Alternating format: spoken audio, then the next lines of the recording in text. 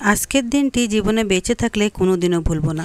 গত দুদিন ধরে আমার শাশুড়ি আমার সাথে কথাই বলছেন না। আমি 4-5 বার চেষ্টা করেছি কথা বলার, কিন্তু তিনি সাড়াই দেননি। কেন বলেননি সেটাও এখন বলছি। আমার একটি 2 মাসের ছেলে আছে। গর্ভাবস্থায় 5 মাসের সময় বাবার বাড়িতে যাওয়ার পর আর ফিরিনি। মাঝে এই 6 মাসে তিনি একবারও ফোন করে আমার কথা জিজ্ঞেসও করেননি, আমার খোঁজখবরও নেননি আমি কেমন আছি, আমার শরীরের অবস্থা কেমন। এমনকি তিনি আমার ডেলিভারির সময়ও আসেননি। এর ভেতর দিয়ে 2টা ঈদও চলে গেছে, তারপরে তিনি খোঁজখবর নেননি। আমার মনেও ওনার উপর অনেক কষ্ট আছে। একেবারে ডেলিভারির 40 দিন পর আমি শ্বশুরবাড়িতে ফিরি। গর্ভাবস্থায় যখন আমি আমার বাবার বাড়ি যাই, তখনও আমি আমার শাশুড়ির উপর রাগ করেই বাবার বাড়ি গিয়েছিলাম। কারণ ছিল আমি অসুস্থ হওয়ার পরও তিনি 2 দিনও আমার কাছে না থেকে কাজের অজুহাতে তার বাবার বাড়ি চলে যেতেন। খাওয়ার খোঁটা দিতেন, বলতেন আমি এখন কেন বাচ্চা নিয়েছি, আমার কি এখন বাচ্চা নেওয়ার সময়? এত তাড়াতাড়ি বাচ্চা নিয়েছো, খাওয়াবে কে? তোমার স্বামীকেই তো আমরা পালি। তাছাড়া তোমার মতো থাকতে আমরাও একাই বাচ্চা লালন পালন করেছি, আমাদেরও কেউ দেখেনি। আরও অনেক কারণ। বলতে গেলে যে এটাই প্রথম ঘটনা তা কিন্তু নয়। বিয়ে 3 বছরের মধ্যে এমন আরও অনেক ঘটনা ঘটেছে, যার কারণে আমাকে 2 বার এভাবে বাবার বাড়ি চলে যেতে হয়েছিল। আমার স্বামী কিছুই বলতেন না, কারণ আমার শাশুড়ি আমাদের খাওয়া খরচ চালাতেন, কিন্তু বাকি ব্যক্তিগত খরচ আমার স্বামী নিজেই দিতেন।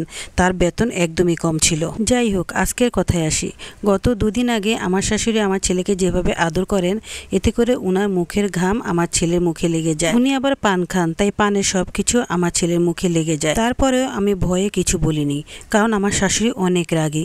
কিন্তু উনি চলে গেলে আমি আমার ছেলের মুখটা ভালো করে ধুয়ে দিতাম, ধুয়ে পরিষ্কার করে আবার লোশন লাগিয়ে দিতাম। একদিন উনি দেখে ফেলেছেন, আর যেদিন উনি দেখে ফেলেছেন সেদিন থেকেই উনি আমার সাথে রাগ করে আছেন। তারপর থেকে উনি আমার ছেলেকে একদমই কোলে নেন না, ফিরেও তাকান না। কান্না করতে করতে অস্থির হয়ে গেলেও উনি খোঁজখবর নেন না। তারপর আমি ওনার ছেলের কাছে পুরো ঘটনাটা বলি, আর ওনার ছেলে শুনে আমাকে কিছুই বলেননি, বলে চুপ থাকো, ঠিক হয়ে যাবে। কিন্তু কিছুই ঠিক হলো না।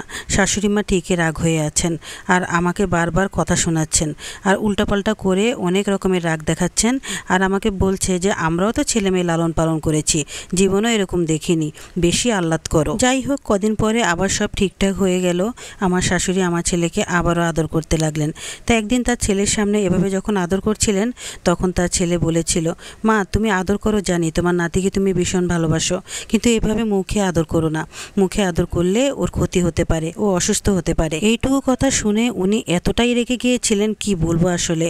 তিনি খুবই রেগেছিলেন এবং ছেলেকে অনেক অকথ্য ভাষায় বকাবকি করেছিলেন, এবং তিনি আমার ছেলেকেও কোলে নেওয়া বন্ধ করে দেন। আজ 2 দিন হয়ে গেছে আমার ছেলেকে কোলে নেওয়া দূরে থাক, একদম ফিরে তাকিয়েও দেখেন না। আজকে আমি বাবুর কাঁথা ধুয়ে রোদে শুকাতে দিচ্ছিলাম, আমার ছেলে কান্না করতে করতে গলা ভেঙে গেছে। তিনি ঘরে এসে একবার দেখেও যাননি যে কি হয়েছে, কেন বাবু এত কান্না করছে। অথচ আমার মা বাবার কথা বলে সব সময় আমাকে অভিযোগ করে আমার ছেলেকে নাকি আমার বাবা মা দেখতে পারে না।